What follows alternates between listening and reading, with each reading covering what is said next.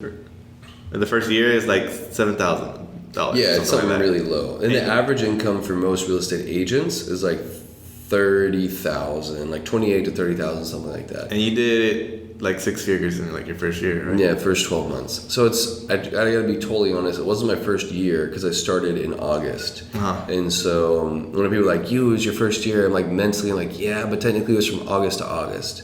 It wasn't from August to January 1st, which, yeah, of course, I mean, everyone knows that, but to me it's important. Like, yeah. It wasn't 2012 or whenever it was that I got started. It was like technically 2012 to 2013 is when I did it. But pretty wild. I mean, take me, like, your first house that you ever sold. Like, how was that? Tell me that story. It was maybe 3 years into real estate until I sold a house.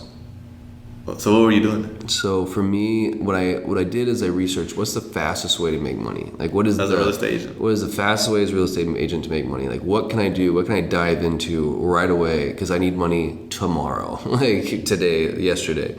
And the guy Brent was telling me it's all about leases, man. Like just go out there. Like the home thing is terrifying for a lot of people. Like it's a conversation people don't want to have.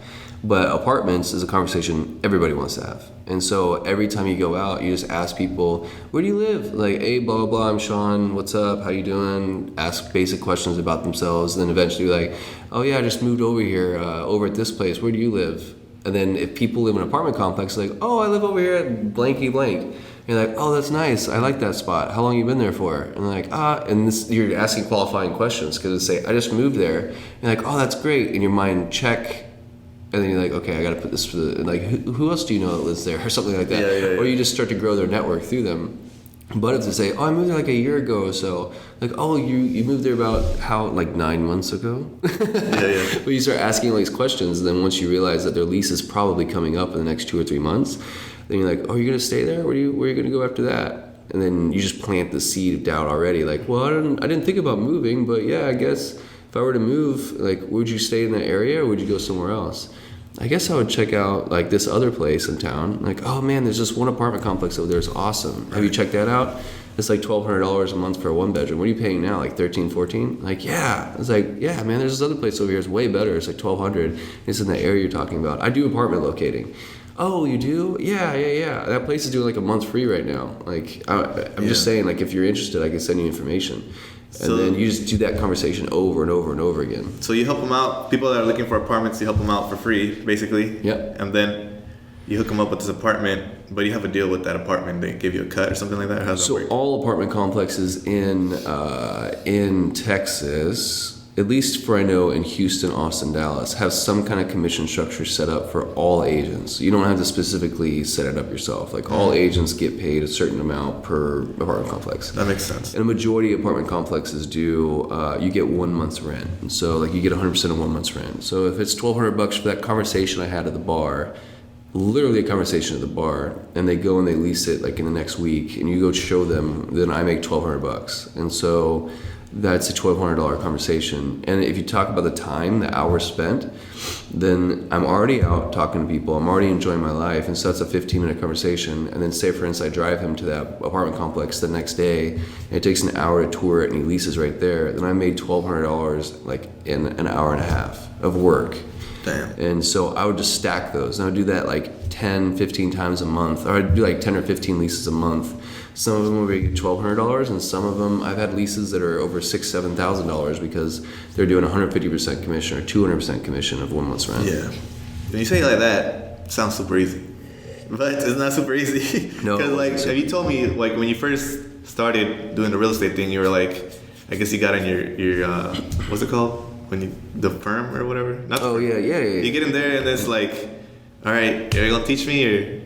And they're like, nah, not really. No, nothing. They didn't say anything. No. So like, you had the benefit that you kind of already had so much experience, like just networking and doing this, like 100%. Through club promoting and through that what's it called? ACM. So like, what were some of the tactics that you used? Like, that's such a great question, man, because that's 100% what has separated me from, because I've recruited a lot of agents since then. I've tried to do the Brent thing to pay it forward. Yeah. I even did that with my closest buddy, that one of the guys that I grew up with, one of the two dudes that we talked about at the beginning of the podcast. From high school. And I was like, yeah, man, it's pretty easy. You just do this. You just go out and do it. And it's easy to say, but it's really hard to do. And so when I sat down, I still remember this day, I had a yellow notepad, and I was like, going in there to take notes. I asked my broker, I was like, all right, so what do I need to do? Can you train me? Like, there's no training, because in ACN, there is like ungodly amount of training. Yeah. There's training on training on training, and then YouTube videos of trainings, and then like recordings, and then people would pass you CDs of people that talked at some training. So there's just so much training that I was used to that. And then I got into the real estate, and there was not a single ounce of training. Nothing. Yep. And I was talking to my broker, I was like, anything, you got anything? And they're like, just go out and start doing it. Like, and then you'll figure it out. I'm like, geez, okay, that's not what I expected. And so it's like, okay, if no one's going to help me, then I have to just do what I know best. And I'm just going to make ACN real estate. And so what we do in ACN is when someone first got started, then we'd have them go through their phone and then literally write down every single name and number on a notepad, and then just write down like hundreds of names and numbers on their notepads. Right. And like, dude, everybody, like, yeah, you have 1,200 people on your phone. This is going to take a while. And so they would just write down all the names and numbers. It would take forever, man. So I did that for real estate.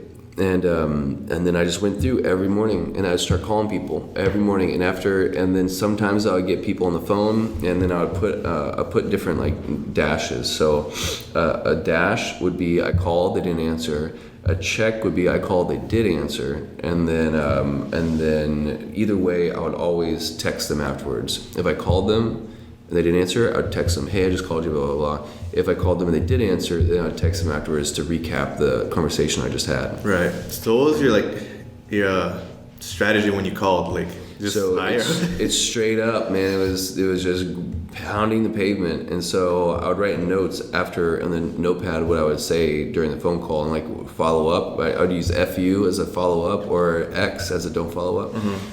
But I would just be like, hey, just want to let you know that I'm doing apartment locating now on real estate. Do you, when's your lease coming up? I'm trying to get everyone's leases. So that's kind of like what I would do with ACN is I would call everyone I know. And I would say, hey, I'm helping people save money on their services. And then I just want to quickly ask you a couple questions. Who are you with? AT&T, Verizon? How much are you paying per month? How about your electricity bill? Who are you with? How much are you paying? So I do the same thing, but just with real estate. So you're just planning it for the future. Like, tell me when your lease is up. Yeah, exactly. You would know when to follow. So if it's 9 months from now, I'd say, okay, now I have in pages and pages and pages of leads that I know in 9 months I just need to call them back or I need to text them back. Yeah. And so I would start chronologically ordering them, and like, okay, now that I have all the information, I know everyone that's in this city and that city and when their leases are up, now I just need to start knocking it down. And so I would start my day with that, and then just set up as many possible leases as possible in the morning.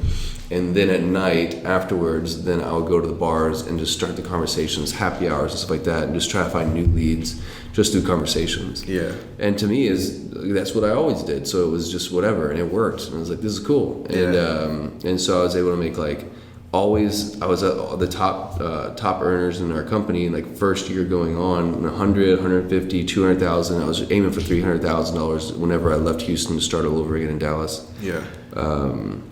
But yeah, and then ever since then, I mean, I'm currently top producer in the company now. I was top producer like last year, and I restart from scratch in Dallas. Like I made over 6 figures in my first year in Dallas with no leads and no help at all. I just got here and I planted here, and I was like, it's luck if you do it once, it's skill if you do it twice. And so I got here and I was like, damn, I did it again. Like that's badass.